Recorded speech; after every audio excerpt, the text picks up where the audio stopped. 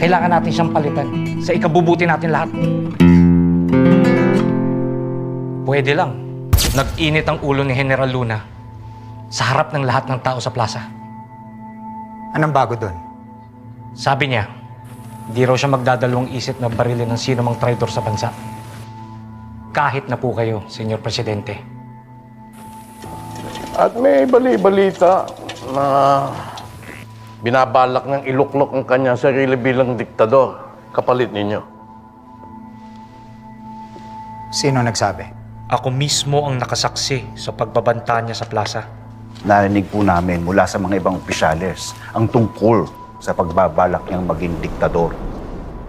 Hindi totoo yan. Kilala niyo naman si Luna. Hindi yan makapagtimpi kahit na puro hangin lang ang salita niya. Maaaring hangin nga ito sa pandinig natin.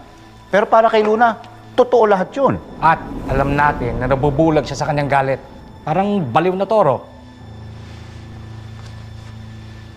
Si Luna ang pinakamahusay kong general.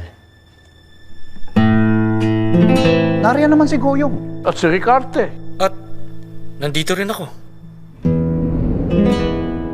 Huwag nating kalilimutan na iniwan ni Luna ang kanyang pwesto sa pagbag. Kaya nasakop ito ng mga Amerikano. Kawawa naman ang ating bayan kung nag-iisa siyang puno ng militar. Walang magandang idudulot ang pamumuno ni Luna. Kailangan natin siyang palitan sa ikabubuti natin lahat. Pwede lang.